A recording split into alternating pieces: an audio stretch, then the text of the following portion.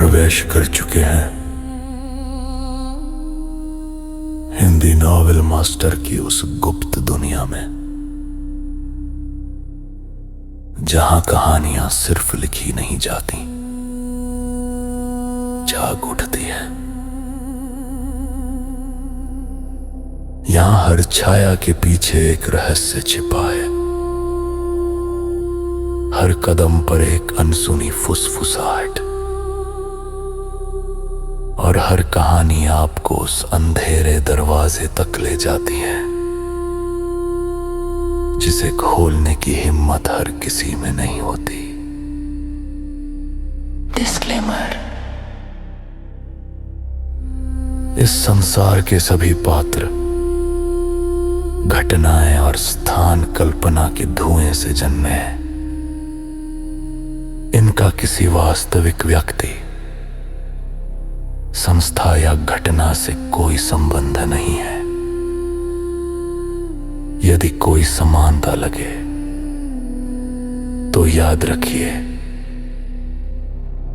संयोग भी कभी कभी कहानी का हिस्सा बन जाता है। ये सामग्री केवल मनोरंजन और कल्पनाओं की रहस्यमयी यात्रा के लिए है। अध्याय 302। कंपनी में कुछ गड़बड़ हो गई। मम्मी, मैं बिल्कुल ठीक हूँ। रणवीर रायचंद जवाब देने से पहले ही रूही दौड़कर बाहर आ गई और अनन्या शर्मा की गोद में कूद पड़ी। मम्मी, देखो ना, डैडी वापस आ गए हैं। अब तुम्हें रात रात भर जागकर परेशान होने की जरूरत नहीं। रूही खुशी से बोली। उसकी आंखें चांद जैसे मुस्कुरा रही थीं, कितनी प्यारी और आज्ञाकारी लग रही थी। अरे तू तो मेरे राज खोल रही है। अनन्या ने प्यार से रूही का सिर सहलाया, फिर रणवीर के साथ नजरें मिलाकर मुस्कुरा दी। हॉल मास्टर, अगर कुछ और नहीं है तो हम चलते हैं। विक्रम हल्के से हंसा। सब समझदार थे, दंपति को अकेला समय दे रहे थे। ठीक है, रणवीर ने सिर हिलाया। विक्रम और बाकी लोग जाने के बाद अग्नि और हंसा ने भी अभिवादन किया और विदा ली। अब पूरे विला में सिर्फ रणवीर और उसका 3 लोगों का परिवार बचा था। अचानक आई ये खामोशी, कोई कल्पना भी नहीं कर सकता था कि कुछ देर पहले यहाँ कितनी भयंकर लड़ाई हुई थी। अनन्या, सारी मुसीबतें खत्म हो गईं। जब मैं गायब था तब मैंने तुम्हें कितना परेशान किया। रणवीर ने माफी भरे लहजे में कहा। वह अनन्या के स्वभाव को बहुत अच्छे से जानता था। मेरी खबर न मिलने के उस आधे महीने में वह दिन रात चिंता में डूबी रही होगी। ये शब्द सुनते ही अनन्या के दिल को छू गए। वह कितनी भी मजबूत क्यों न हो, आंसू फौरन बह निकले। तुम जानते हो मैं चिंता करती थी, फिर भी खुद का ख्याल नहीं रखा। पता है मुझे कितना डर लगा था। अगर तुम्हें सच में कुछ हो जाता तो रूही और मैं क्या करते। बस रो मत, मैं तो बिल्कुल ठीक हूं ना। मुझ पर गुस्सा मत कर। रणवीर ने सांत्वना दी। अनन्या की पीठ थपथपाए और आंसू पोंछे। मैं गुस्सा नहीं कर रही, बस डर लग रहा है। इस जिंदगी में मुझे किसी और चीज का डर नहीं, सिर्फ इस बात का कि कहीं तुम अचानक चले न जाओ, वरना सच में नहीं पता मैं कैसे जीती। बात पूरी होने से पहले ही रणवीर ने रोक दिया। अशुभ बातें मत बोल। मैं वादा करता हूँ मैं कहीं नहीं जाऊंगा। इस जन्म में सिर्फ तुम्हारी और रूही की रक्षा करूंगा।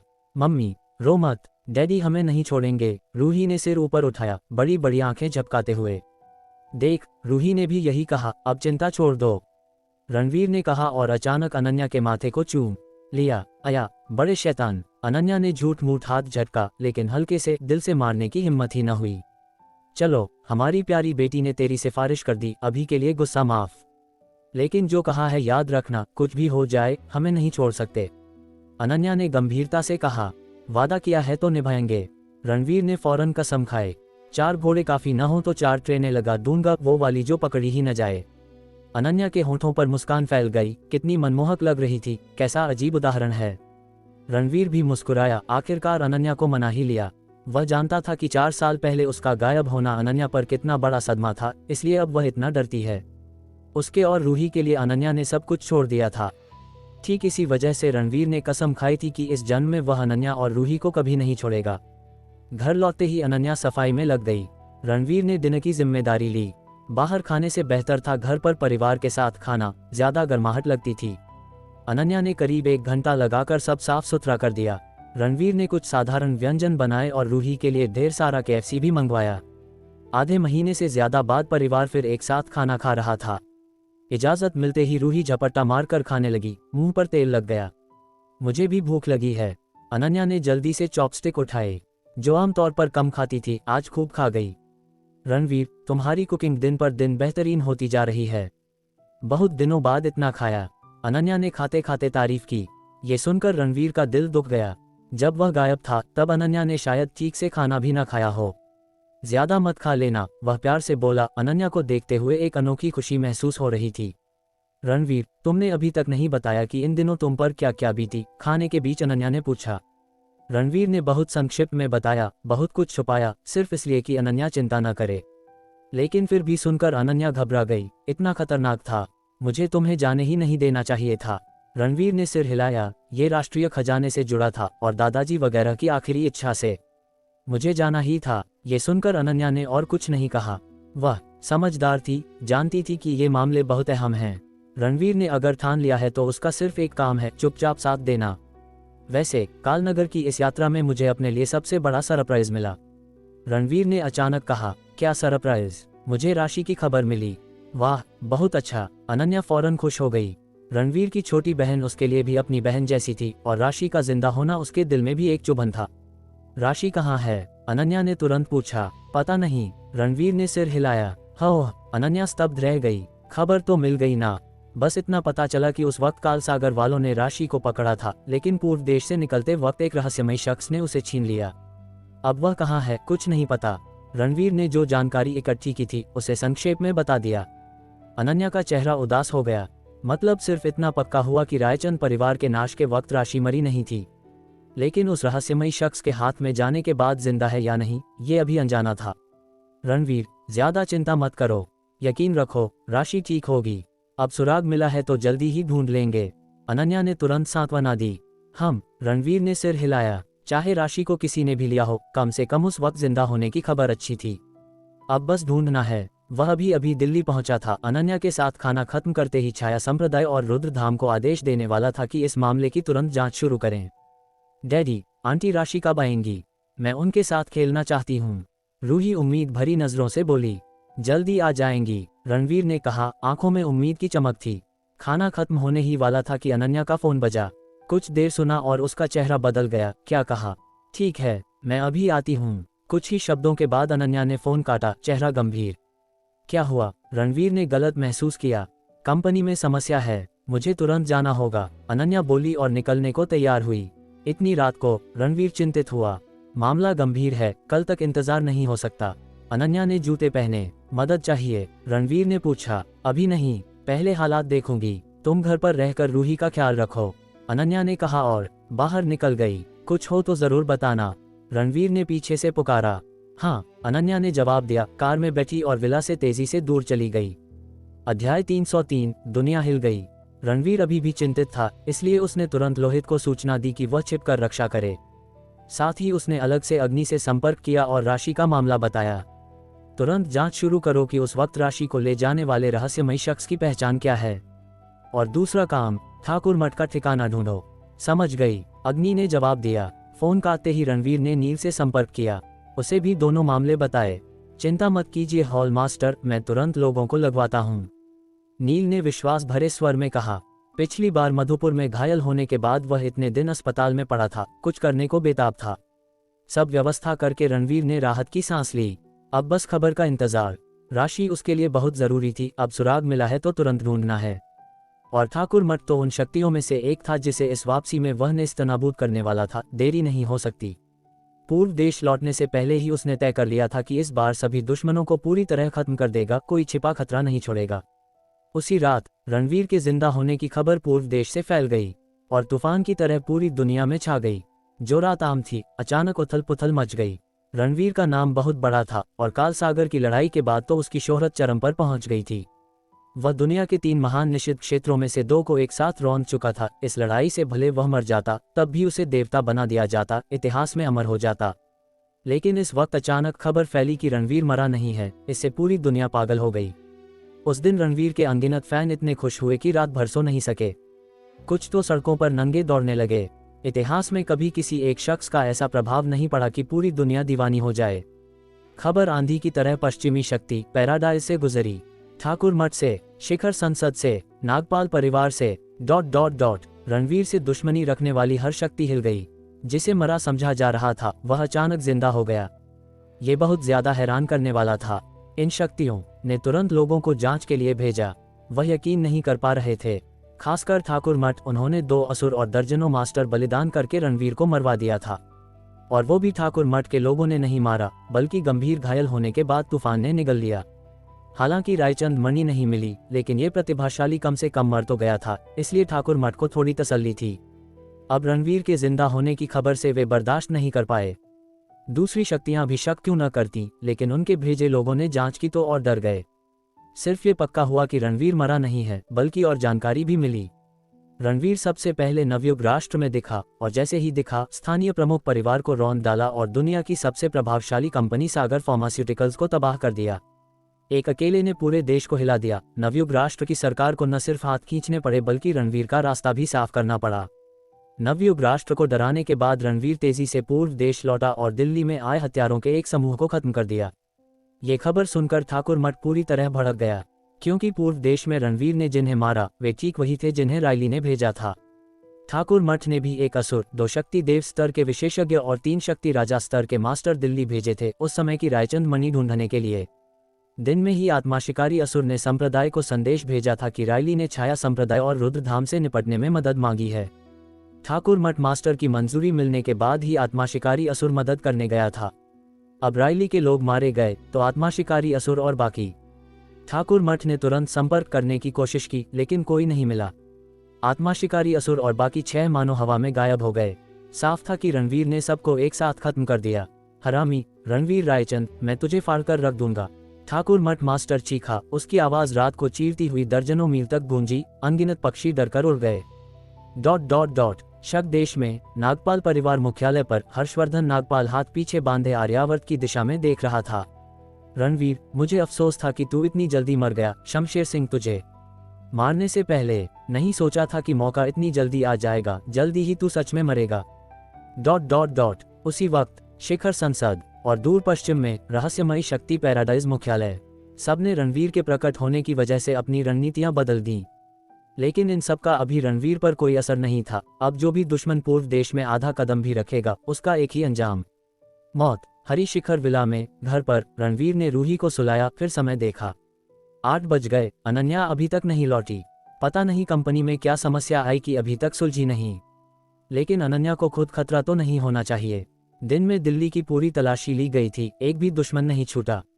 इस वक्त कौन मुसीबत ढूंढने आएगा? जब तक जीने की थक गया हो।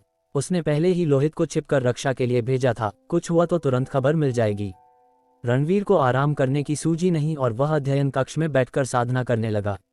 रात 10:30 बजे तक कार की हेडलाइट्स की रोशनी बाहर से आई, खिड़की को सफेद कर गई और कार का इंजन बंद होने की हल्की आवाज आई।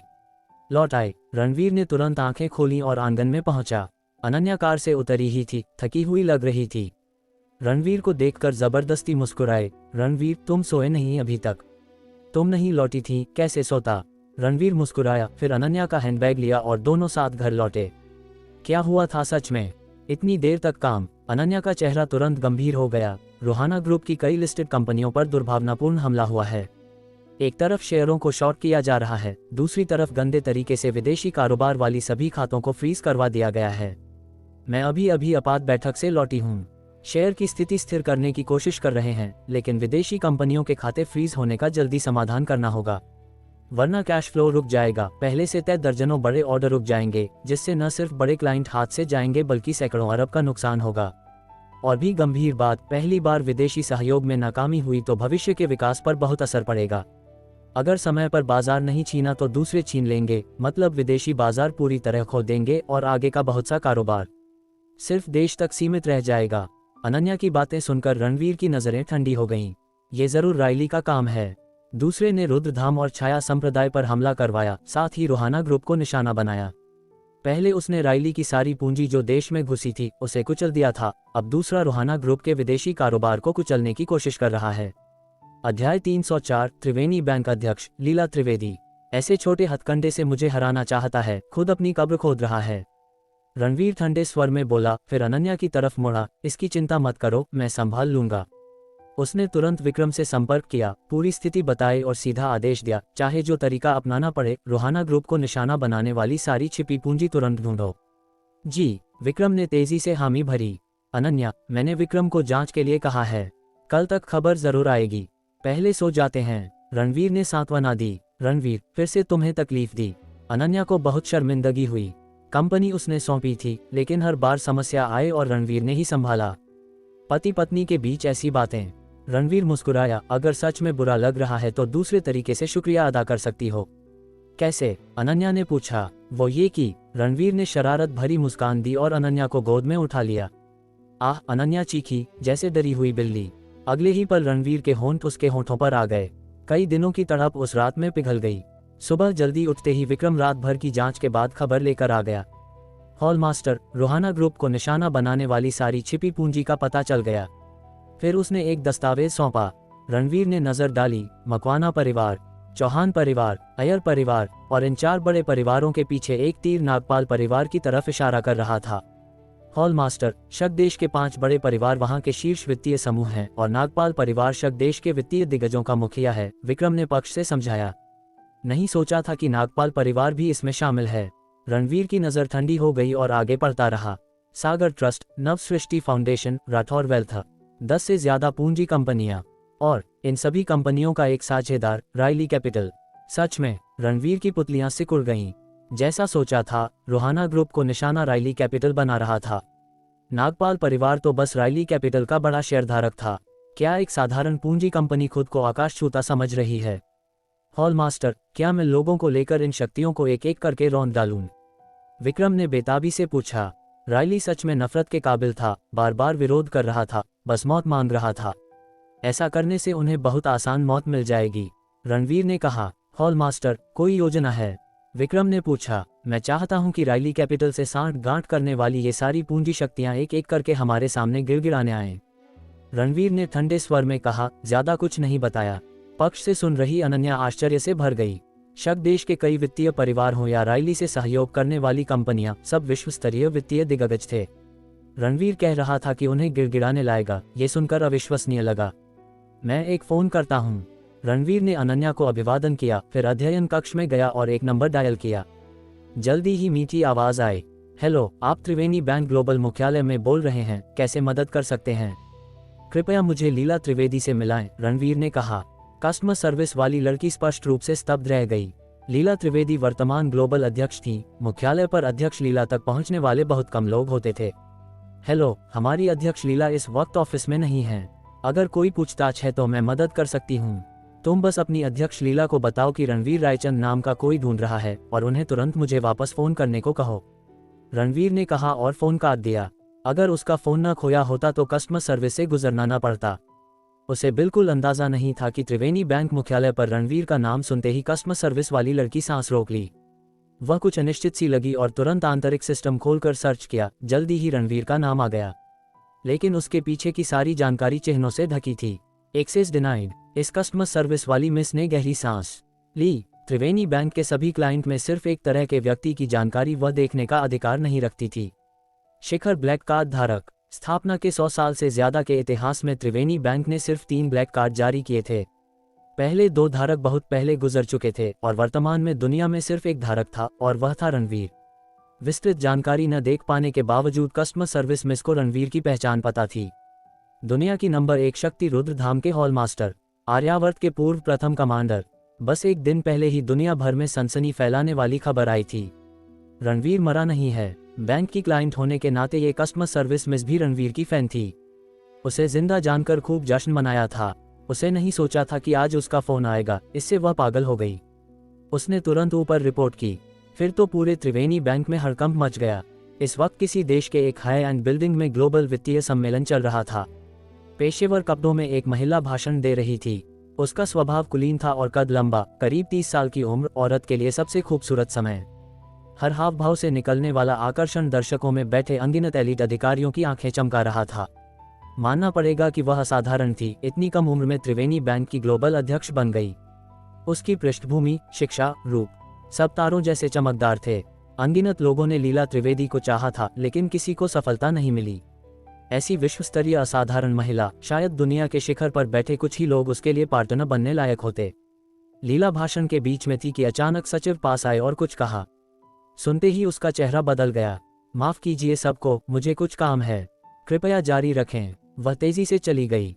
लीला इस वक्त बहुत उत्तेजित थी। उसे कभी नहीं सोचा था कि एक दिन वह शख्स उसे फोन करेगा। कुछ देर बाद लीला ने एक नंबर डायल किया। उसका दिल जोर जोर धड़क रहा था। सोच भी नहीं सकती, मैं भी नर्वस हो जाती हूँ। वह खुद का मजाक उड़ाकर हंस पड़ी। हेलो। कुछ पल बाद कॉल कनेक्ट हुई और चुंबकीय आवाज आई। हेलो मिस्टर रणवीर, आप? मैं लीला त्रिवेदी। अरे नहीं, हेलो मिस्टर रणवीर। लीला ने मन में कई बार अभ्यास किया था कि कैसे अभिवादन करेगी। शांत रहना चाहती थी, लेकिन मुंह खुलते ही गड़बड़ कर दी। सच में, लीला त्रिवेदी, तू इतनी बेवकूफ कैसे हो गई? उसका चेहरा लाल हो गया, कहीं छिप जाना चाहती थी। अगर मीटिंग में बैठे लोग उसे इस हालत में देखते तो हैरान रह जाते।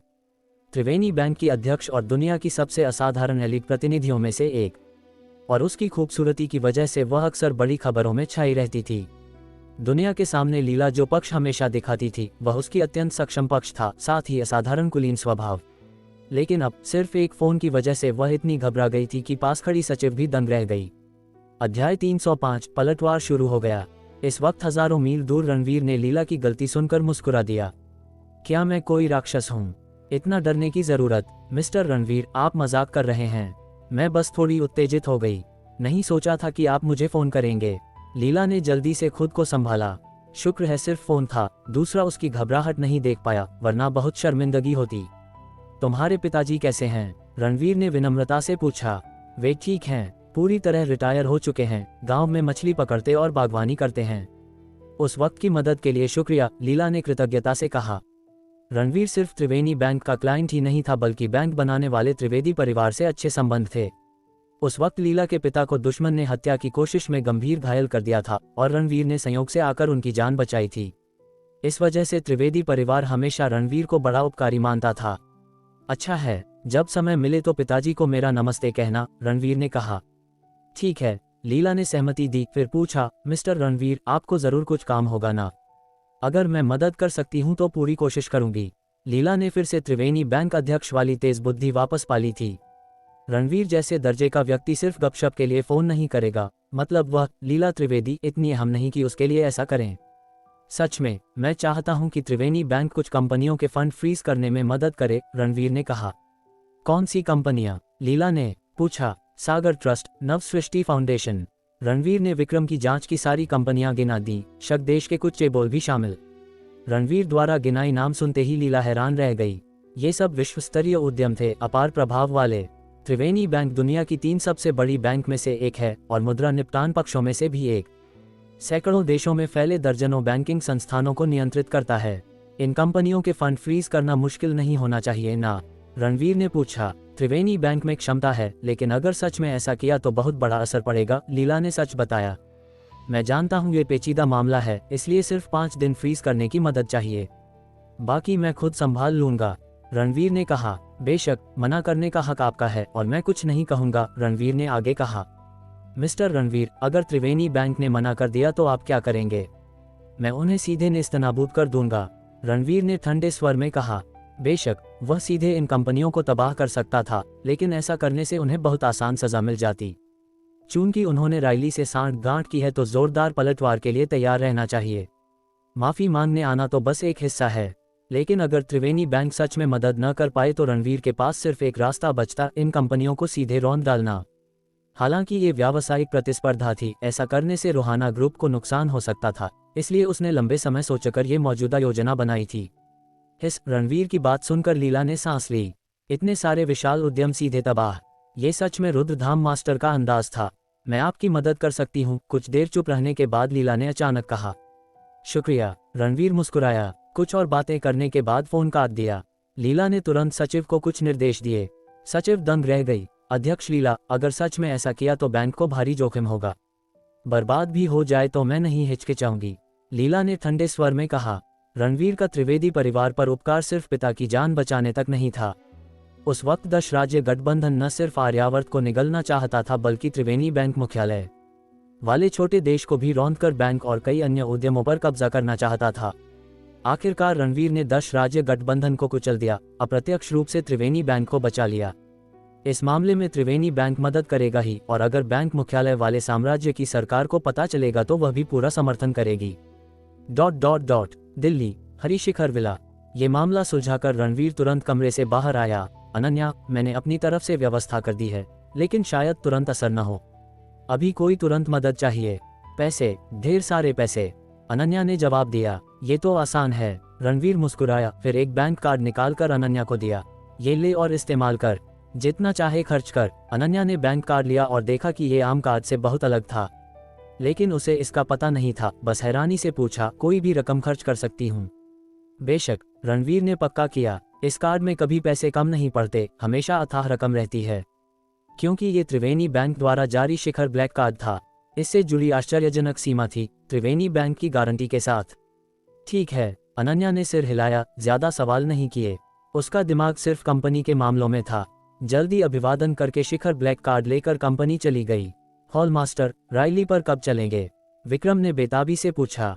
इंतजार कर, रणवीर ने कहा। बस एक दिन बाद वैश्विक वित्तीय दुनिया में बड़ा हंगामा हुआ। दर्जन भर शीर्ष कंपनियों के फंड सब फ्रीज हो गए।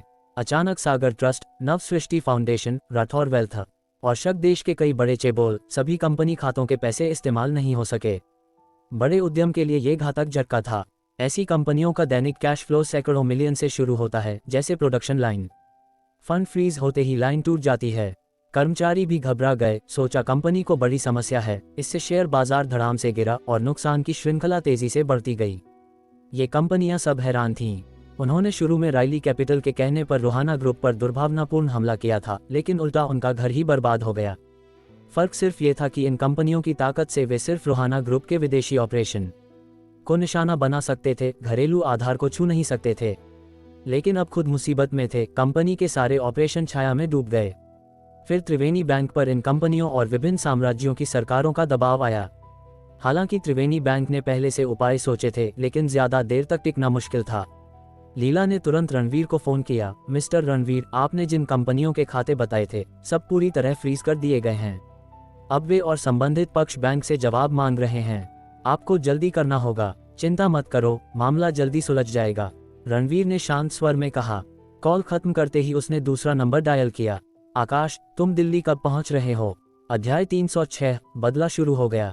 हॉल मास्टर को रिपोर्ट, हम पूर्व देश में प्रवेश कर चुके हैं, आकाश ने जवाब दिया। उसकी आवाज में स्पष्ट उत्तेजना थी। हॉल मास्टर का कॉल मिलते से उसका मूड शांत नहीं हुआ था। रुद्रधाम में सबका यही हाल था। हॉल मास्टर के जिंदा होने की खबर से सब खुशी से पागल थे। ... बस 1 घंटे बाद आकाश और पृथ्वी, वज्र और रुद्र, साथ ही छाया संप्रदाय के 2 छाया रक्षक चांदनी और हिमानी, सब हरिशिखर विला पहुंचे। रणवीर विक्रम के साथ पहले से प्रवेश द्वार पर इंतजार कर रहा था। वापस स्वागत है, हॉल मास्टर का अभिवादन, आकाश ने चीखकर कहा और चारों नाग राजा जमीन पर घुटने टेक दिए। संप्रदाय प्रमुख का अभिवादन, चांदनी और हिमानी ने भी मुट्ठी बांधकर पुकारा। अपनी आंखों से हॉल मास्टर को सुरक्षित देखकर सब बेहद उत्तेजित थे। औपचारिकता की जरूरत नहीं, लंबा सफर किया है, अंदर आकर आराम करो, रणवीर ने कहा। जी। चारों नाग राजा और 2 छाया रक्षक एक स्वर में बोले, फिर विला की तरफ चले। हॉल मास्टर, 50,000 की विशाल सेना सुरक्षित पूर्व देश लौट आई है और पहले की चौकियों पर तैनात है। लिविंग रूम में पहुंचते ही आकाश ने रिपोर्ट की। संप्रदाय प्रमुख, छाया संप्रदाय के सभी सदस्य भी लौट आए हैं, सब ठीक है। चांदनी ने भी तुरंत रिपोर्ट की। अच्छा, रणवीर ने सिर हिलाया, फिर विक्रम से सबको चाय पिलवाई। मेरे साथ काल सागर जाने से अब तक तुम सबने बहुत मेहनत की है। मैं चाय को शराब समझकर तुम्हें टोस्ट करता हूँ, रणवीर ने कहा और एक घूंट में पी गया। हॉल मास्टर, आप बहुत विनम्र हैं। चारों नाग राजा सम्मानित महसूस कर रहे थे और कप उठाए। चांदनी और हिमानी ने कोई विनम्र बात नहीं की।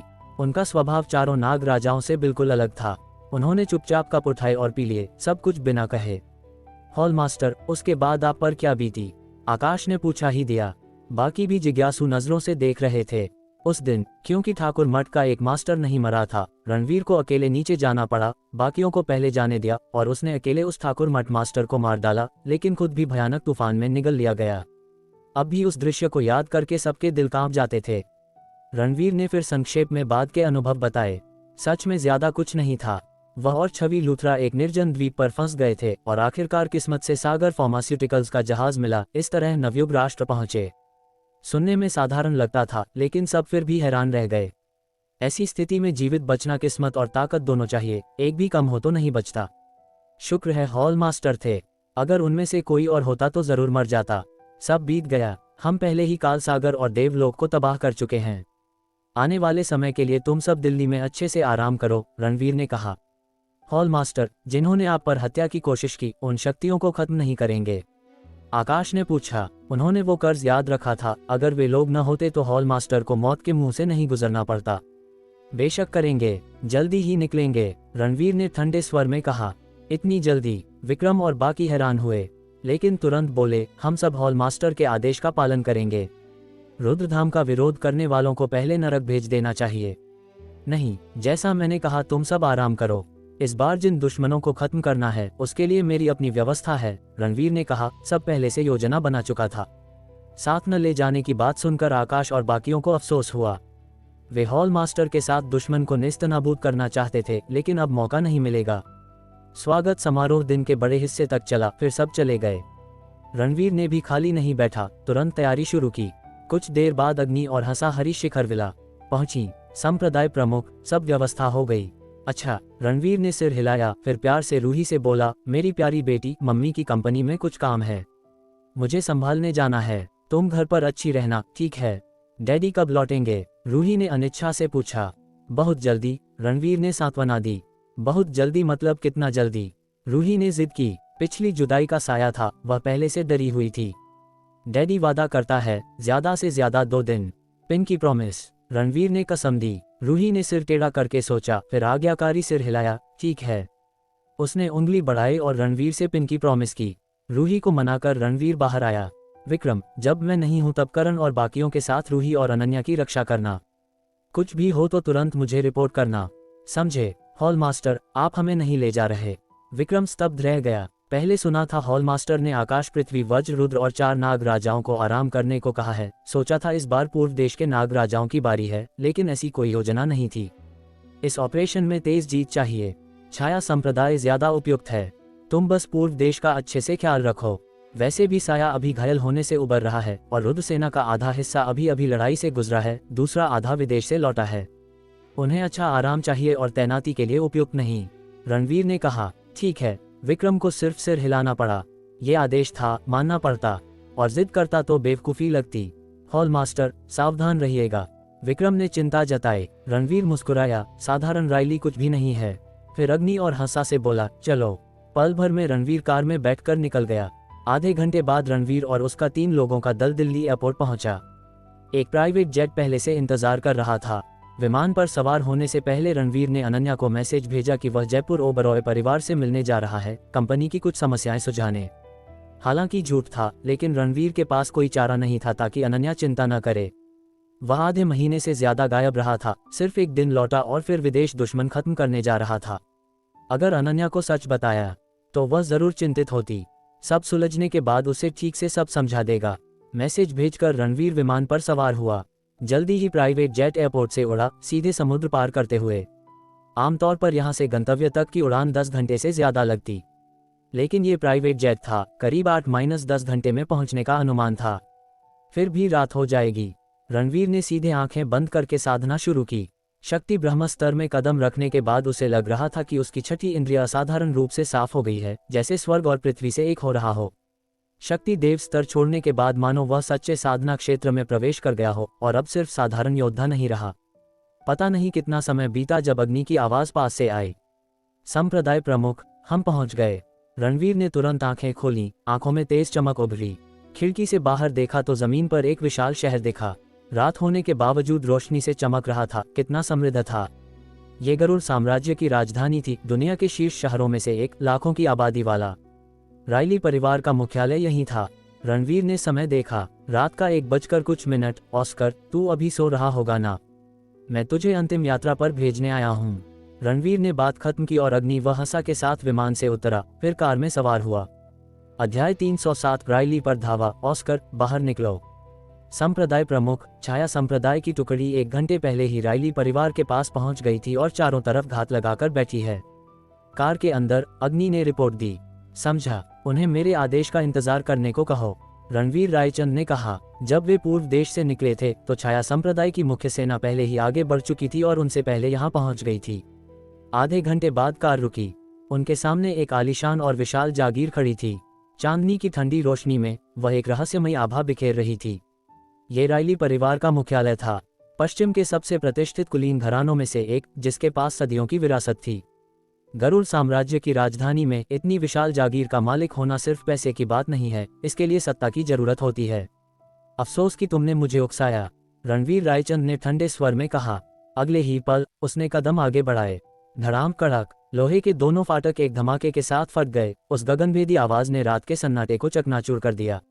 बीप बीप बीप, पूरी जागीर में सायरन बजने लगे और अंगरक्षक बाहर दौड़ पड़े। सभी बेहतरीन साजो सामान से लैस थे, बिल्कुल स्पेशल फोर्सेज के जवानों की तरह। तुम पागल हो क्या? रायली परिवार में जबरदस्ती घुसने की जुर्रत की, जीने से थक गए हो? अंगरक्षकों का लीडर गुर्राया, उसका चेहरा गर्व और क्रूरता से भरा था। रायली परिवार के रुतबे की वजह से यहाँ का कुत्ता भी खुद को शेर समझता था। रणवीर रायचंद ने कुछ नहीं कहा। उसके शरीर से असीमित तलवार की ऊर्जा फूटी, जैसे रात के अंधेरे में अंगरक्षकों की तरफ उल्कापिंड बरस रहे हों। खच खच खच, दबी हुई आवाजों की एक श्रृंखला गूंजी। दर्जनों अंगरक्षक बिना ये जाने ही देर हो गए कि उन्हें किसने मारा। धड़ाम, रणवीर रायचंद सीधे रायली मुख्यालय की ओर बढ़ चला। अग्नि और हंसा ठीक उसके पीछे थीं। बात करने की कोई जरूरत नहीं थी। रणवीर रायचंद रातों रात यहाँ सिर्फ एक मकसद से आया था, रायली को मिटाने। उसे बार बार उकसाओगे तो कीमत मौत होगी। ऑस्कर, मैं तुम्हें मारने आया हूँ। वह दहाड़ बादलों की गरज की तरह गूंजी, जिससे पूरी जागीर थर्रा उठी। उसी पल रणवीर रायचंद से निकलती जानलेवा मंशा किसी ज्वार की तरह दर्जनों मील तक फैल गई। जागीर के अंदर एक आलीशान बेडरूम में ऑस्कर आराम कर रहा था। वह झटके से उठ बैठा। कोई मुझे मारना चाहता है। वह जम गया। उसे लगा कि उसने गलत सुना है। ये रायली मुख्यालय था, जिसकी सुरक्षा किसी सम्राट के महल जैसी थी। कौन जुर्रत करेगा? जरूर मेरा वहम होगा, वह बुदबुदाया। फिर उसकी नजरें बर्फीली हो गईं। ये सब उस कमीने रणवीर रायचंद की गलती है। उसका दबाव मुझ पर हावी हो रहा है। मुझे उसे जल्द ही खत्म करना होगा। ऑस्कर, मैंने कहा था कि मैं तुम्हारा सिर लेने आऊंगा। बाहर निकलो अभी। एक और गगनभेदी आवाज, यहाँ तक कि झूमर भी हिल गया। ऑस्कर, जो लेटने ही वाला था, ऐसे झटका खाकर उठा जैसे उसे कट लगा हो। उसका चेहरा सफेद पड़ गया। ये वहम नहीं था, कोई सचमुच उसे मारने आया था। और आवाज से, ये रणवीर रायचंद था। ये नाम उसके दिमाग में कौंध गया, उसे सदमे से भर दिया।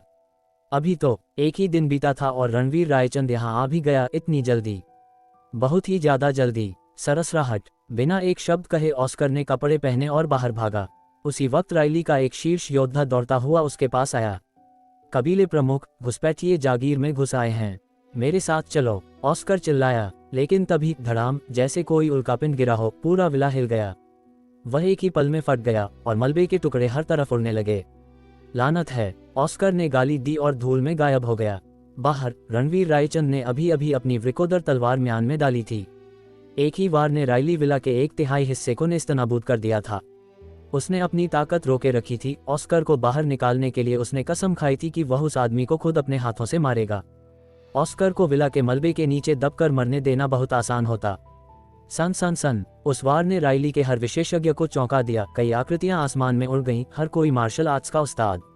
जमीन पर सॉल और गार्ड अपनी बंदूकें ताने बाहर निकल आए। पल भर में उन्होंने रणवीर रायचंद को घेर लिया। उसने उन सबको नजरअंदाज किया। उसकी आंखें विला के मुख्य द्वार पर टिकी थीं। एक मार्शल एक्सपर्ट जो अभी अभी जमीन पर उतरा था, वह उस सफेद बालों वाले बूढ़े के बगल में खड़ा था। रायली कबीले का प्रमुख, ऑस्कर। रणवीर रायचंद, तेरी हिम्मत कैसे हुई यहाँ मरने आने की? जमीन पर पैर रखते ही ऑस्कर दहाड़ा। उसकी आंखों में आग धधक रही थी। रायली के सदियों के गौरवशाली इतिहास में कभी किसी दुश्मन ने मुख्यालय पर धावा बोलकर विला का 1/3 हिस्सा नष्ट नहीं किया था। यह एक अक्षम्य अपमान था। अक्षम्य, मैंने कल ही कहा था कि अपनी गर्दन साफ करके इंतजार करना, देखते हैं आज कौन मरता है। रणवीर रायचंद ने अपनी वृकोदर तलवार को एक उन्मत्त वार के साथ ऑस्कर की ओर चलाया। मरे हुए आदमी से बात करने की क्या जरूरत, सीधा हमला। गुस्ताख मूर्ख, अब जब तू आ ही गया है तो मैं सुनिश्चित करूंगा कि तू यहाँ से कभी वापस न जाए। रायली बुजुर्ग परिषद, इसे मार डालो।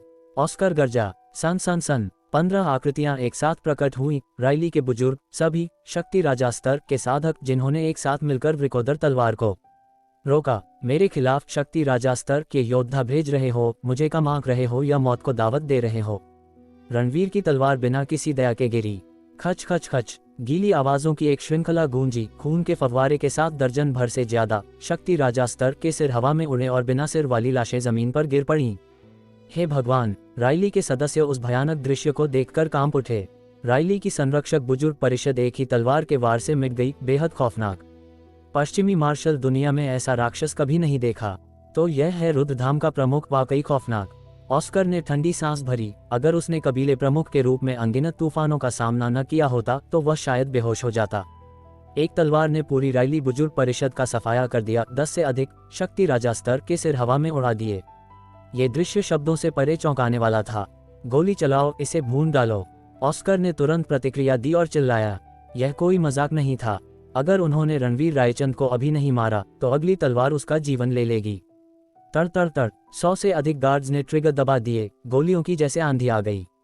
बूम श्रीक। रणवीर रायचंद ने अपनी प्राण शक्ति का इस्तेमाल भी नहीं किया। असीमित तलवार की ऊर्जा ने उसके चारों ओर एक जानलेवा डोमेन बुन दिया। तलवार की दीवार से टकराने वाली हर गोली जमीन पर गिर गई। 1000 बंदूकधारी भी रणवीर रायचंद को छू नहीं सकते थे। नहीं, ये नामुमकिन है। ऑस्कर अविश्वास से फटी आंखों से घूरता रहा। ये सबसे आधुनिक मशीन गन थी, घातक रूप से शक्तिशाली। इस दूरी पर वे लोहे की प्लेट को भी भेद सकती थी। फिर भी वे रणवीर रायचंद को खरोंच तक नहीं दे सकी। उसे मारना तो एक सपना था। निशानेबाजों के पसीने छूट गए। कभी वे दूसरों की जान अपनी मुट्ठी में रखते थे, लेकिन अब हर गोली चलाने पर उन्हें लग रहा था कि उनकी अपनी जान रणवीर की मुट्ठी में है। छाया संप्रदाय के शिष्यों, सामने आओ, रणवीर रायचंद ने अचानक कहा। अध्याय 308, 4 शूरवीर। अगले ही पल अनगिनत आकृतियां भूतों की तरह आसपास के अंधेरे से उड़कर बाहर निकलीं और तुरंत अंगरक्षकों के सामने प्रकट हो गईं। अंगरक्षकों को प्रतिक्रिया करने का मौका भी नहीं मिला। अगले ही पल उनकी गर्दनों पर अचानक खून का एक निशान उभरा और वे तुरंत सांस लेना बंद कर ढेर हो गए। छाया संप्रदाय के सदस्य ज्यादा नहीं थे, कुल मिलाकर लगभग 2 से 300। लेकिन ये रणवीर रायचंद की कमान में एक बड़ा तुरुप का इक्का था, जो रुद्रधाम से कम महत्वपूर्ण नहीं था और एक तेज धार वाली तलवार की तरह था। एक बार तैनात होने के बाद इसे रोकना नामुमकिन था। छाया संप्रदाय के सदस्यों के हमले के सामने ये अंगरक्षक बिल्कुल भी टिक नहीं पाए और एक एक करके मरते चले गए। खच खच खच। पूरे दृश्य में लगातार दबी हुई आवाजें गूंजती रहीं और लोग गिरते रहे। ऑस्कर की नजरें अचानक तीखी हो गईं। उसे उम्मीद नहीं थी कि रणवीर रायचंद अपने मातहतों को साथ लाएगा, और उनकी जानलेवा मंशा इतनी भयंकर थी कि उसे खुद हाथ उठाने की जरूरत ही नहीं पड़ी। ये देखकर कि हर कोई मारा जाने वाला है, ऑस्कर बेचैन हो गया और उसकी आंखें अचानक क्रूर हो गईं। रणवीर रायचंद, तुमने मुझे मजबूर किया। ऐसी स्थिति में मैं राइली परिवार के तुरुप के इक्के का इस्तेमाल करने के अलावा और कुछ नहीं कर सकता। घंटी बजाओ, उसने अचानक आदेश दिया। एक ही पल में राइली परिवार के विला की छत पर लटकी एक विशाल पुरानी घंटी, जैसे कोई स्विच दबा दिया गया हो, अचानक एक गूंजता हुआ अलार्म बजाने लगी। बादलों की गरज की तरह इसने तुरंत रात को चौंका दिया और आवाज बेहद दूर तक फैल गई। बज बज। घंटे पर घंटा तेज और सघन आवाज फैलती गई, जिससे माहौल अचानक गंभीर हो गया। रणवीर रायचंद ने जल्दबाजी नहीं की। वह देखना चाहता था कि ऑस्कर क्या चाल चल सकता है। इस समय राइली परिवार से लगभग 7 या 8 मील दूर गहरे पहाड़ों में एक बहुत ही डरावना प्राचीन किला था। लगातार बजती घंटियों के बाद अनगिनत चमगादड़ चौंक गए और चीखते हुए उड़ने लगे। जैसे ही ये चमगादड़ उड़े, उस उदास प्राचीन किले के भीतर एक खतरनाक आभा अचानक प्रकट हुई, जैसे कोई दानव जाग गया हो। धड़ाम। एक ही पल में किले से एक परछाई बाहर निकली और एक भयंकर हवा चलने लगी। हल्की चांदनी में कोई भी धुंधले तौर पर देख सकता था कि यह एक काला जंगी घोड़ा था, मांसल और राजसी, जिसके चारों खुर उड़ते हुए सीधे शून्य लोक में दौड़ रहे थे। घोड़े की पीठ पर एक आदमी बैठा था, जो पूरी तरह से कवच में ढका हुआ था और हाथ में एक लंबा भाला थामे हुए था, जैसे कोई शूरवीर प्राचीन युद्ध के मैदान से निकल कर आया हो। उसका पूरा शरीर ठंडी जानलेवा मंशा से भरा हुआ था। धड़ाम। इस शूरवीर के उड़ने के ठीक बाद एक और शूरवीर प्राचीन किले से बाहर निकला, जिसने बिल्कुल वैसी ही पोशाक पहनी थी और उसी काले जंगी घोड़े पर सवार था। धड़ाम धड़ाम। थोड़ी ही देर में कुल 4 शूरवीर प्राचीन किले से बाहर निकले। उनमें से हर एक भयंकर जानलेवा मंशा से भरा था। उनकी आभा आकाश और पृथ्वी को दबा रही थी। अगर पश्चिमी मार्शल आर्टिस्ट वहां मौजूद होते तो वे निश्चित रूप से हक्के बक्के रह जाते। राइली परिवार के 4 शूरवीर पश्चिमी मार्शल जगत में एक किंवदंती थे। राइली इतने सालों तक बिना गिरे कायम रहा क्योंकि इन 4 शूरवीरों ने उनके सभी दुश्मनों को कुचल दिया था। ये कई साल पहले की बात थी। कोई नहीं जानता था कि अब उनकी उम्र क्या है, और वे आमतौर पर इस प्राचीन किले में साधना करते थे। जब तक वे वहां थे, यह एक बहुत बड़ा डर था जो राइली के निरंतर गौरव का कारण था। और आज अनगिनत वर्षों में यह पहली बार था कि 4 शूरवीर एक साथ दिखाई दिए। एक ऐतिहासिक क्षण। चारों शूरवीर रात के आसमान में सरपट दौड़ पड़े। जिस पल वे राइली परिवार के पास पहुंचे, 9 आसमानों पर दबाव डालने वाली एक आभा बाहर की ओर कंपन कर गई। ऑस्कर सीधे जमीन पर घुटनों के बल गिर गया, उसका चेहरा भक्ति से भरा था। महान 4 शूरवीर, इतने सालों तक राइली परिवार की रक्षा करने के लिए धन्यवाद। आज परिवार एक बार फिर जीवन और मृत्यु के नाजुक मोड़ पर है। कृपया चारों शूरवीर कार्रवाई करें और इन पागलों को मार डालें।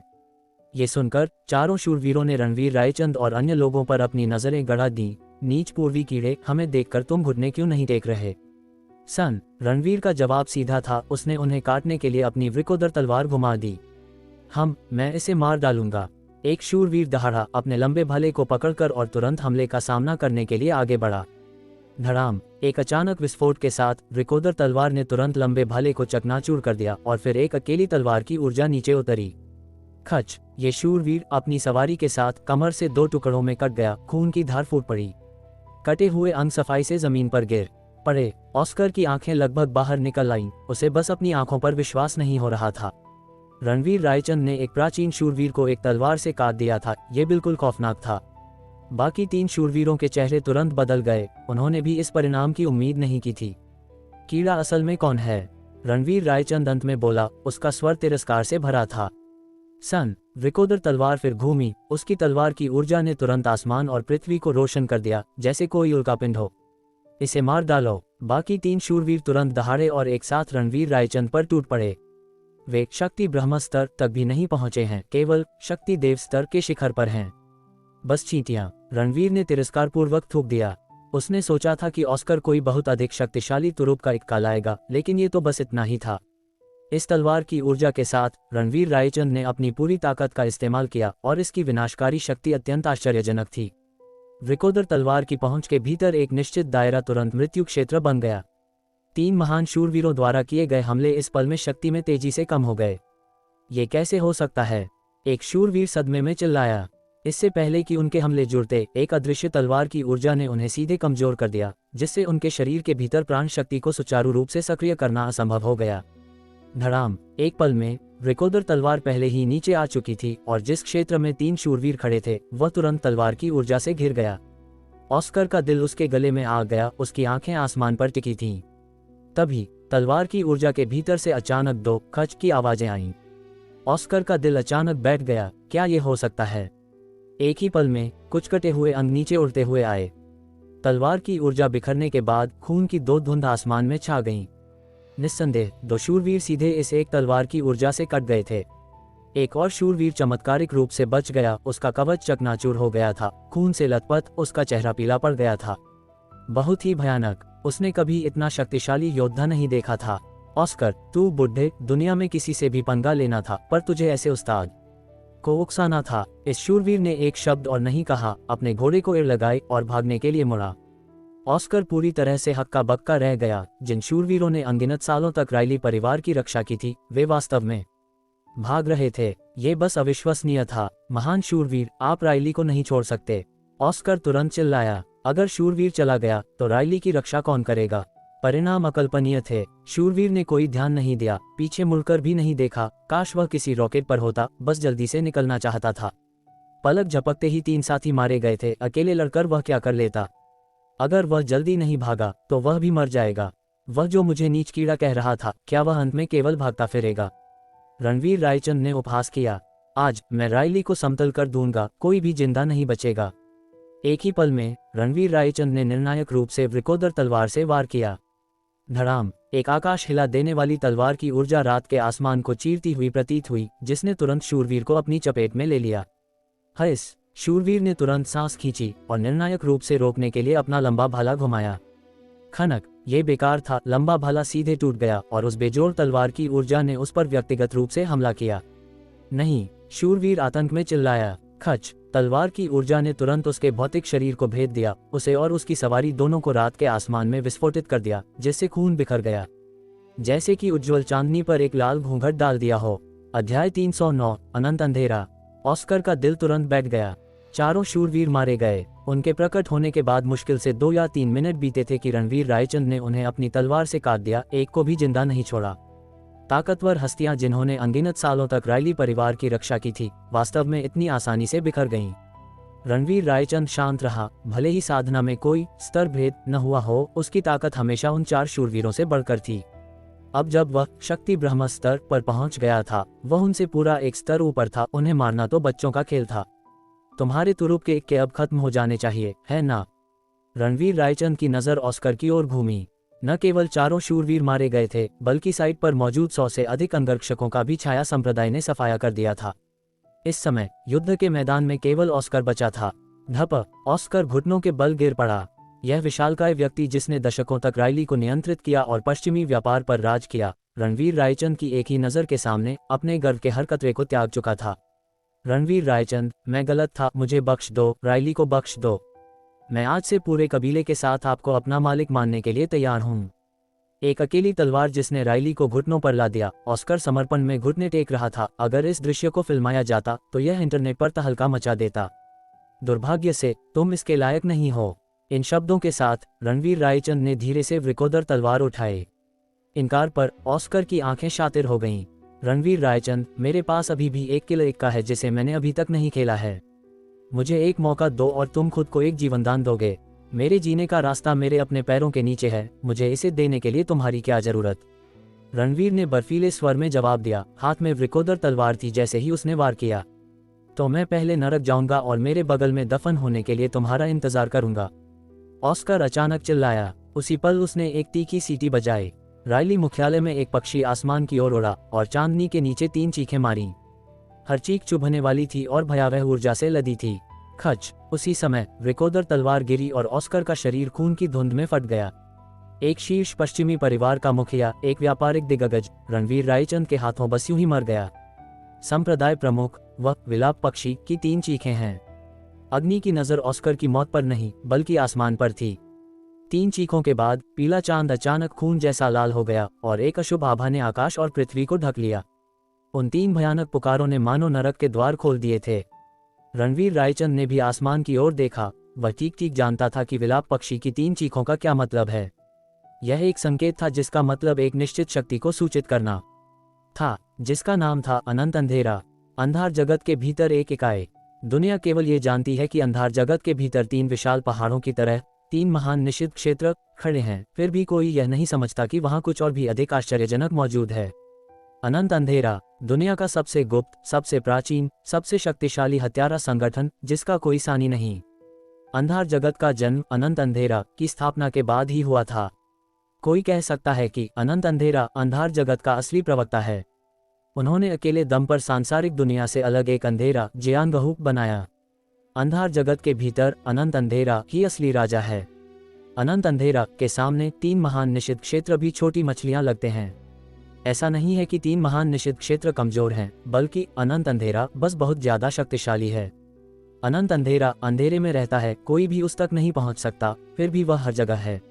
अनंत अंधेरा को किराए पर लेना कभी भी केवल पैसे की बात नहीं रही। व्यक्ति को अपनी सबसे कीमती संपत्ति की पेशकश करनी होती है। अगर अनंत अंधेरा को वह पसंद आती है तो वे पहले उसे लेते हैं, फिर मुवक्किल को एक विशेष उपकरण प्रदान करते हैं। जब भी आपको अनंत अंधेरा की कार्रवाई की आवश्यकता हो, बस संकेत भेजें। मरने से पहले ऑस्कर ने सीटी बजाई। एक पक्षी को आसमान में 3 बार रोने के लिए भेजा, ठीक अनंत अंधेरा को सूचित करने के लिए। एक बार जब अनंत अंधेरा को सूचना मिल जाती है तो वे लक्ष्य को खत्म करने के लिए चिन्हित कर लेते हैं।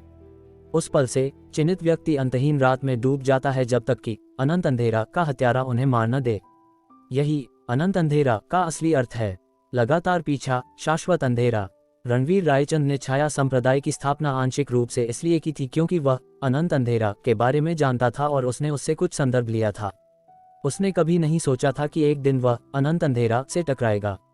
जब वे विचार कर रहे थे, विलाप पक्षी की 3 चीखों के बाद एक निश्चित रहस्यमयी जगह को खबर मिली। रणवीर रायचंद को तुरंत किल लिस्ट में डाल दिया गया।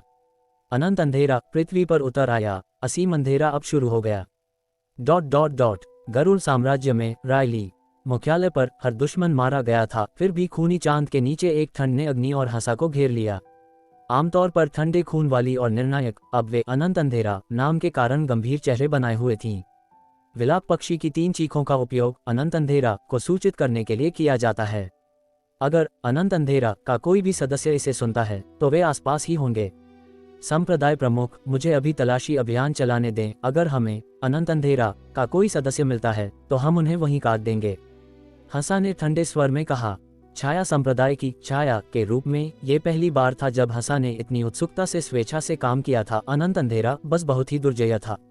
अंधार जगत का प्रवक्ता, एक ऐसा अस्तित्व जिसका मुकाबला 3 महान निषिद्ध क्षेत्र मिलकर भी नहीं कर सकते थे। तत्काल उपाय अनिवार्य थे ताकि अनंत अंधेरा मुख्यालय को वास्तव में खबर न मिले। एक बार अनंत अंधेरा उतरता है तो अंतहीन अंधेरा सब कुछ ढक लेता है। बेकार है। संकेत के रूप में पक्षी की चीखों का उपयोग करना सिर्फ एक छलावा हो सकता है। ग्राहकों द्वारा अनंत अंधेरा से संपर्क करने का वास्तविक तरीका कुछ और हो सकता है, रणवीर रायचंद ने कहा। भले ही आसपास अनंत अंधेरा के सदस्य हों, जैसे ही उन्हें इंटेल मिलेगा ये पूरे संगठन में फैल जाएगा। संप्रदाय प्रमुख, आप सही कह रहे हैं, अग्नि अचानक बोली, सबको अपना फोन दिखाते हुए। स्क्रीन पर एक गहरे काले बैकग्राउंड पर खून से सना एक ही नाम प्रदर्शित था, रणवीर रायचंद। ये अनंत अंधेरा का बाहरी संचार का एकमात्र साधन है, एक डार्क वेब पेज। हर बार जब वे किसी को मारने की योजना बनाते हैं तो वे वहां लक्ष्य का नाम पोस्ट करते हैं। अभी हमारे प्रमुख का नाम ऊपर है। अग्नि की आवाज बर्फीली थी। ये तो बहुत तेज था, हंसा चिल्लाए, लेकिन ये सरासर अहंकार है। सार्वजनिक रूप से हमारे संप्रदाय प्रमुख का नाम पूरी हत्यारा दुनिया के सामने प्रदर्शित करना, ये घोषणा करना कि अनंत अंधेरा हमारे प्रमुख के लिए आ रहा है, यह एक खुला उकसावा है। टाइमर कहाँ है? रणवीर रायचंद ने शांति से पूछा। जब अनंत अंधेरा डार्क वेब पर कोई नाम पोस्ट करता है तो वे आमतौर पर काले बैकग्राउंड पर एक काउंटडाउन जोड़ते हैं। यह इंगित करता है कि अनंत अंधेरा को लक्ष्य को मारने में कितना समय लगेगा। इस आदत को स्थापित करने के बाद से अनंत अंधेरा कभी असफल नहीं हुआ। वे जो भी समय सीमा निर्धारित करते हैं वे हमेशा उसके भीतर ही हत्या को अंजाम देते हैं। कोई टाइमर नहीं है, अग्नि ने उत्तर दिया। इतिहास में पहली बार अनंत अंधेरा किसी को मारने का इरादा रखता है, फिर भी कोई विशिष्ट समय सीमा नहीं देता है। रणवीर रायचंद ने एक ठंडी हंसी दी। मुझे लगा था कि अनंत अंधेरा बेहद आत्मविश्वासी है, फिर भी वे मुझे मारने का समय निर्धारित करने की हिम्मत भी नहीं करते। क्या अपनी बेइज्जती होने से डर गए? अनंत अंधेरा को नजरअंदाज करो। मेरा लक्ष्य राइली का सफाया करना है। अगर वे मेरे पीछे आने की जिद करते हैं तो मैं उन्हें फाड़ डालूंगा। रणवीर रायचंद ने बेरहमी से घोषणा की। उसने तुरंत आदेश दिया, मौजूद सभी छाया संप्रदाय के सदस्य, पूरे राइली परिवार को नेस्तनाबूद कर दो, किसी को भी जिंदा मत छोड़ो। जी। छाया संप्रदाय के सदस्यों ने एक स्वर में उत्तर दिया और राइली मुख्यालय के अंदर अंतिम सफाई अभियान शुरू कर दिया। अध्याय 310, राइली का विनाश, शक देश पर चढ़ाए। राइली के हर विशेषज्ञ का सिर काट दिया गया था। भले ही कुछ बच गए हों, वे छाया संप्रदाय के हमले का सामना नहीं कर सकते थे। ऑस्कर के मरने के साथ राइली पहले ही खंडहर में तब्दील हो चुका था। चांदनी रात के नीचे रणवीर रायचंद ने सिगरेट जलाए और खामोशी में इंतजार किया। अंगारे टिमटिमाते रहे, उसके चेहरे पर एक ठंडी चमक डालते हुए। जैसे ही सिगरेट बुझी, हंसा और अग्नि हर छाया संप्रदाय के लड़ाके को लेकर रणवीर रायचंद के सामने प्रकट हुई। संप्रदाय प्रमुख को रिपोर्ट, सफाई पूरी, कोई जीवित नहीं बचा। हम अगले स्थान पर जा सकते हैं। रणवीर ने सिर हिलाया, सिगरेट का टुकड़ा फेंका और वह उल्कापिंड की तरह राइली के मुख्यालय पर गिरा। अग्नि और हंसा उसके पीछे कार में बैठ गईं। पिछली बत्तियां जल्द ही अंधेरे में गायब हो गईं। छाया संप्रदाय के योद्धा पीछे हटते ज्वार की तरह पिघल गए। सबके जाने के कुछ ही पलों बाद राइली परिवार के मुख्यालय के अंदर एक चिंगारी भड़की और उसे आग के अंतहीन समुद्र में डुबो दिया। एक प्राचीन कुलीन घराना जिसने सदियों तक पश्चिम पर राज किया था, आज रात ही मिट गया। आधे घंटे बाद रणवीर रायचंद की आकृति फिर से हवाई अड्डे पर दिखाई दी। जल्द ही गरुड़ साम्राज्य से एक निजी जेट ने उड़ान भरी। पूर्व देश नहीं लौट रहे थे, अगली मंजिल की ओर बढ़ रहे थे। शक देश। चूंकि यह प्रतिशोध था, केवल राइली ही काफी नहीं होता, नागपाल परिवार अगला था। 5 घंटे बाद रणवीर रायचंद शक देश की राजधानी के हवाई अड्डे पर शक भूमि पर उतरा।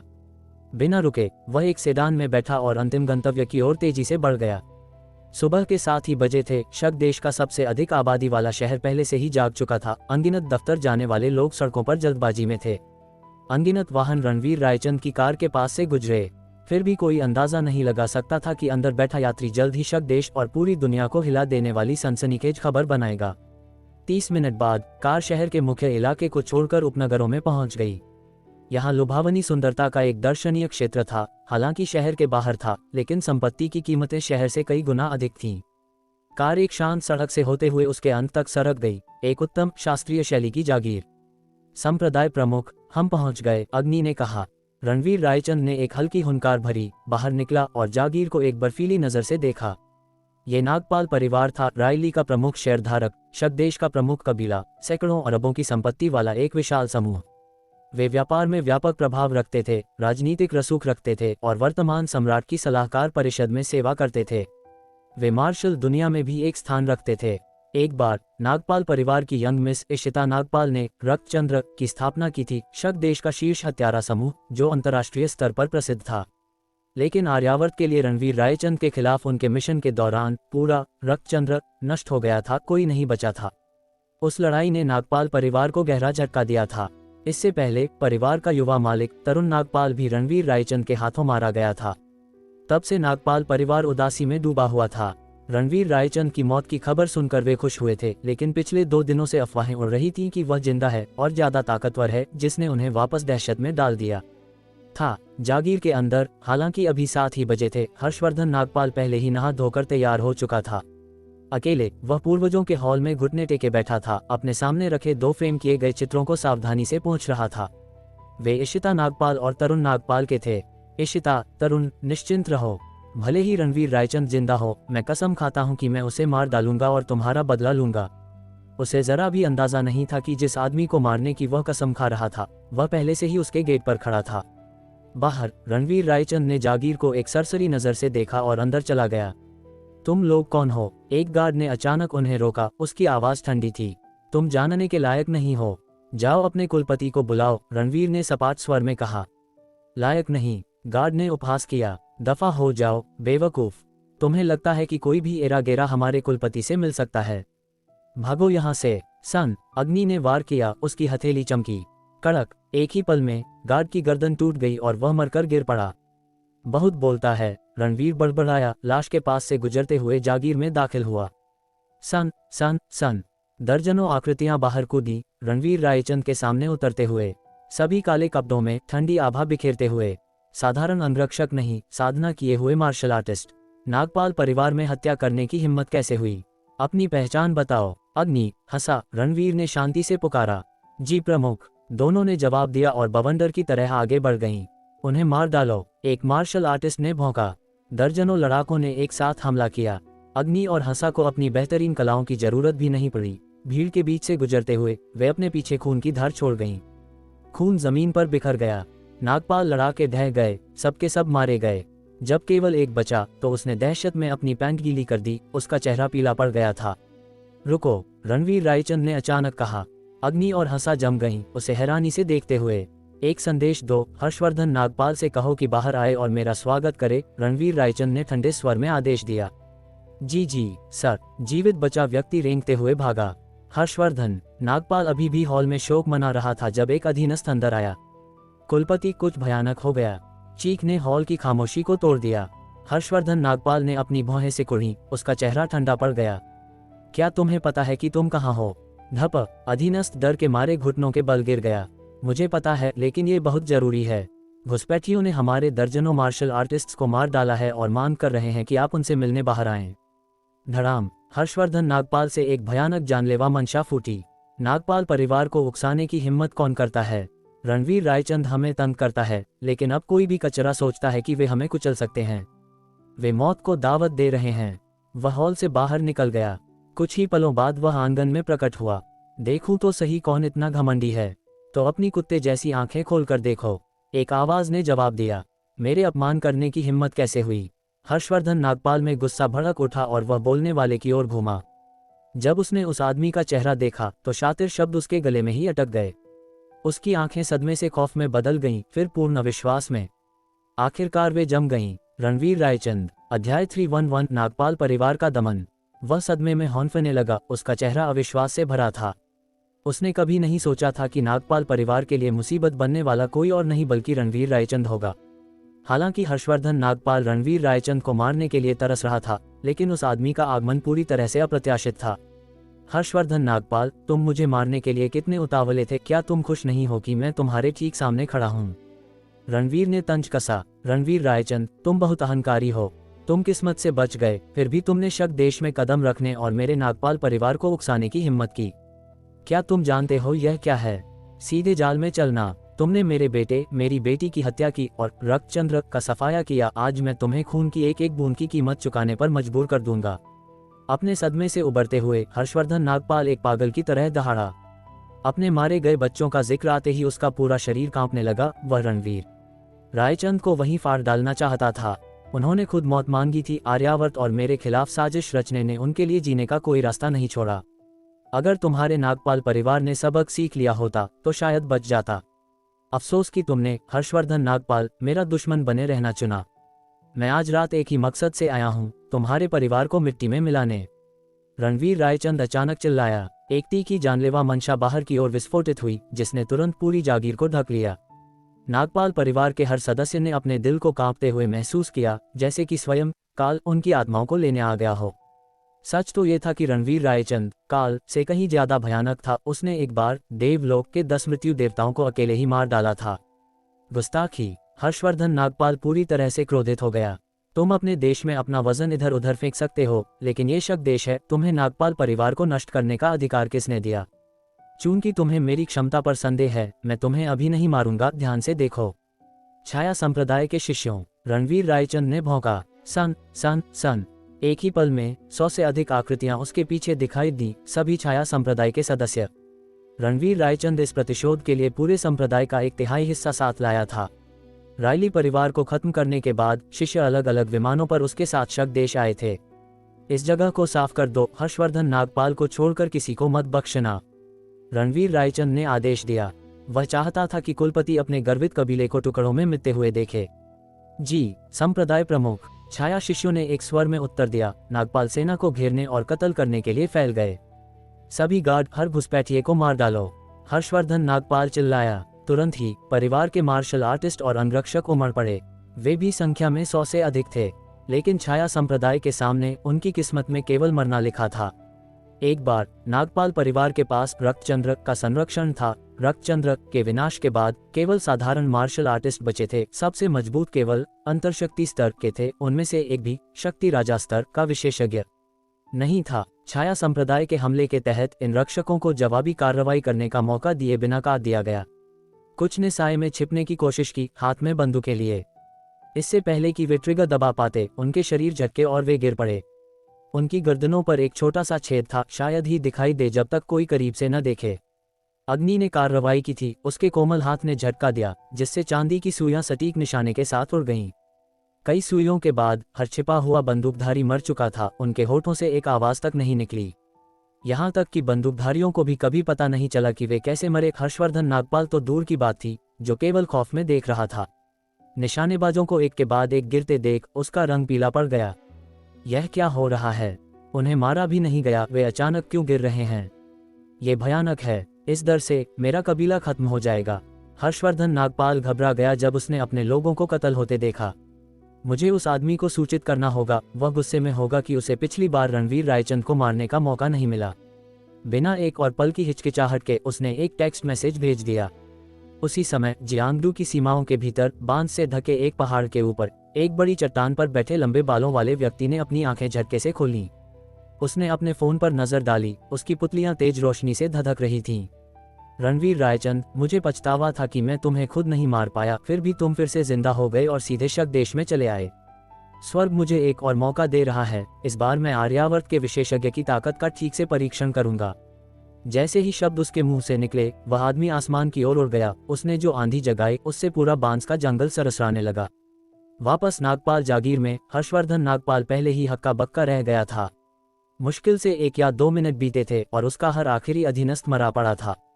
पूरे कबीले में केवल वही जीवित बचा था। गति विश्वास से परे थी। उसने सोचा था कि उसकी सेना 10 या 20 मिनट तक टिक सकती है, फिर भी वे 5 मिनट भी नहीं टिके। उसने अभी अभी शमशेर सिंह को सूचित किया था। वह आदमी कब आएगा, इसका अंदाजा कोई नहीं लगा सकता था। तो क्या अब मेरे पास तुम्हारे नागपाल परिवार को मिटाने की ताकत है? रणवीर रायचंद ने पूछा। उसकी नजर उपहासपूर्ण थी। रणवीर रायचंद, तुरंत रुक जाओ। नागपाल परिवार शक देश का सबसे प्रमुख कबीला है, जिसका बहुत बड़ा प्रभाव है। हमें नष्ट करोगे तो तुम्हें भयानक परिणामों का सामना करना पड़ेगा। हर्षवर्धन नागपाल ने धमकी दी। तुम मुझे बार बार उकसाते हो और अब तुम मुझे रुकने के लिए कह रहे हो। क्या तुम मजाक कर रहे हो? रणवीर ने तंज कसा। रिकोदर तलवार खींचते हुए उसकी प्राण शक्ति के तहत ब्लेड एक भयानक ठंडक के साथ धधक उठा। हर्षवर्धन नागपाल से हर उठा। ये निश्चित था कि एक ही वार उसका जीवन समाप्त कर देगा। रणवीर रायचंद, केवल मैं ही नहीं हूं जिसने तुम्हारे खिलाफ कदम उठाया, रायली परिवार भी है। हम सहयोगी हैं, अगर नागपाल परिवार गिरता है तो रायली चुपचाप नहीं बैठेगा। क्या तुम जानते भी हो कि रायली कितना शक्तिशाली है? वे हैं, बस बहुत हुआ। हर्षवर्धन नागपाल ने रायली का इस्तेमाल दबाव बनाने के लिए करना चाहा, लेकिन रणवीर ने उसे बीच में ही रोक दिया। यहाँ आने से पहले मैंने रायली को नेस्तनाबूद कर दिया।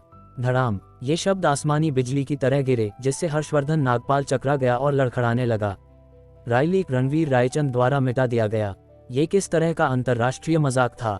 रायली सदियों की विरासत वाला एक शीर्ष पश्चिमी कुलीन घराना था। उनके सामने नागपाल परिवार शक देश का नंबर 1 कबीला मात्र एक चींटी था। चाहे वह वाणिज्य में हो या मार्शल हलकों में, रायली उनसे कहीं आगे था। वह रायली के नाम से रणवीर रायचंद को डराना चाहता था। वह कैसे चौंक नहीं सकता था? नामुमकिन। तुम झांसा दे रहे हो, ऐसा कोई तरीका नहीं है जिससे तुमने रायली को नष्ट कर दिया हो। हर्षवर्धन नागपाल ने पलटवार किया। मुझे तुम्हें कोई सबूत देने की जरूरत नहीं है। अगर तुम सच जानना चाहते हो तो नरक में जाओ और ऑस्कर से पूछ लो। इसके साथ रणवीर रायचंद ने वृकोदर तलवार उठाई, हर्षवर्धन नागपाल को खत्म करने के लिए तैयार। नहीं, हर्षवर्धन नागपाल चिल्लाया। उसके चेहरे का रंग उड़ गया। वह मरना नहीं चाहता था। अपने बच्चों का बदला लेने के विचार हवा में उड़ गए थे। रणवीर रायचंद ने अपनी आंखें सिकुड़ी और अपना हाथ रोक लिया। ये गिड़गिड़ाना नहीं था जिसने उसे रोका। दूर क्षितिज पर एक आकृति दिखाई दी थी जो उनकी ओर तेजी से बढ़ रही थी।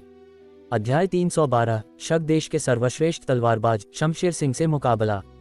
लगभग पलक झपकते ही वह आकृति नागपाल परिवार के पास आ पहुंची, शून्य लोक में गर्व से खड़ी होकर एक बेजोड़ आभा छोड़ते हुए जो 9 आसमानों और 10 जमीनों पर भारी पड़ रही थी। चारों ओर भयंकर हवाएं चला रही थी।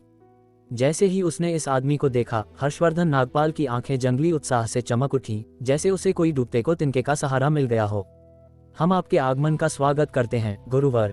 आगंतुक कोई और नहीं बल्कि शमशेर सिंह था, शक देश का नंबर 1 तलवारबाज, कई युगों से अपराजित। उस पर अग्नि और हंसा के कपड़े और जेट काले बाल सभी हवा में लहराने लगे। उनकी नजरें हवा में लटके उस आदमी पर टिकी थीं। केवल आभा से वे बता सकती थीं कि वह एक सर्वोच्च विशेषज्ञ था, उनसे कहीं ज्यादा मजबूत। केवल रणवीर रायचंद शांत रहा। आंधी में उसका एक बाल भी नहीं हिला। उसकी आंखें शांति से आगंतुक का अंदाजा लगा रही थीं। वह एक बूढ़ा आदमी था, दुबला पतला लेकिन बिल्कुल सीधा तना हुआ, एक विशाल कठोर हवा से सराबोर। उसकी आंखें ठंडी और दृढ़ थीं, एक तेज तलवार की तरह, एक भयानक उपस्थिति बिखेरती हुई। लंबे बाल हवा में नाच रहे थे, उसे एक अलौकिक सर्वोच्च असर दे रहे थे। ऐसा लग रहा था जैसे स्वर्ग और पृथ्वी उसके पैरों के नीचे हों।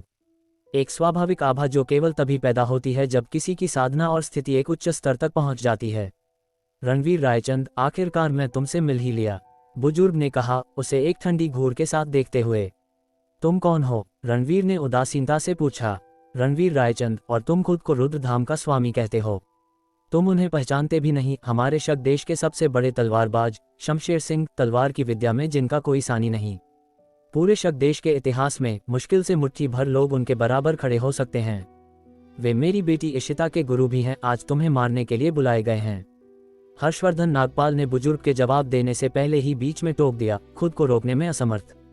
दहशत गायब हो गई थी, उसकी जगह गर्व ने ले ली थी। शमशेर सिंह के यहाँ होने से रणवीर रायचंद केवल मौत का इंतजार कर सकता था। शक देश का शीर्ष तलवारबाज और इशिता नागपाल का गुरु। रणवीर रायचंद ने मन ही मन सिर हिलाया। कोई आश्चर्य नहीं कि उस आदमी के पास ऐसी ताकत थी। रणवीर रायचंद, कुछ दिन पहले तुम्हें काटने के लिए मैं काल सागर गया था, लेकिन जब मैं पहुंचा तो तुम पहले ही लहरों में समा चुके थे। मैंने सोचा था कि मुझे एक पछतावा रह जाएगा, फिर भी तुम यहाँ हो, फिर से जिंदा। स्वर्ग खुद चाहता है कि मैं तुम्हें अपने हाथों से मारूं। तो चलो, एक मौत का द्वंद्व हो जाए। बस वह भयानक आभा ही दिलों को दहलाने के लिए काफी थी। इतना ताकतवर। अग्नि, हंसा और छाया संप्रदाय के सभी सदस्यों ने मन ही मन सांस खींची। स्वर्ग और पृथ्वी की ताकत को इकट्ठा करना, ऐसा कुछ जो वे शक्ति देव स्तर की छायाएं भी हासिल नहीं कर सकती थीं। रणवीर रायचंद ने आश्चर्य दिखाया। उसे उम्मीद नहीं थी कि वह आदमी पहले ही काल सागर में उसे ढूंढ चुका था। उसने एक ठंडी हंसी दी, तो तुम इन अतिरिक्त दिनों को जीने के लिए भाग्यशाली थे। गुस्ताख। शमशेर सिंह की आंखों से जानलेवा मंशा निकली। रणवीर रायचंद, तुम मौत को दावत दे रहे हो। अगर तुम तब गुरुवर शमशेर से मिले होते तो तुम बच नहीं पाते। अहंकार बकते रहो, जल्द ही तुम देखोगे कि वह तुम्हें एक चींटी की तरह कैसे मारते हैं। भूल गए कि तुम अभी कैसे डर के मारे घुटने टेक रहे थे। हंसा ने ठंडे स्वर में कहा। हर्षवर्धन नागपाल शर्मिंदगी से लाल हो गया। रणवीर रायचंद, मुझे वह सब दिखाओ जो तुम्हारे पास है। मुझे देखने दो कि रुद्रधाम का स्वामी वास्तव में कितना शक्तिशाली है। शमशेर सिंह भौंका, अपना हाथ हवा में चीरते हुए। उसे घेरे हुए भयंकर बवंडर एक उग्रधारा की तरह रणवीर रायचंद की ओर बढ़ा। रणवीर रायचंद अधिक खड़ा रहा। उसके कुछ मीटर के भीतर एक अनोखा क्षेत्र बन गया जो सभी नियमों से परे था। हिंसक चक्रवात उस अवरोध से टकराया और 1 इंच भी आगे नहीं बढ़ सका। शमशेर सिंह की पुतलियां थोड़ी सिकुड़ गईं।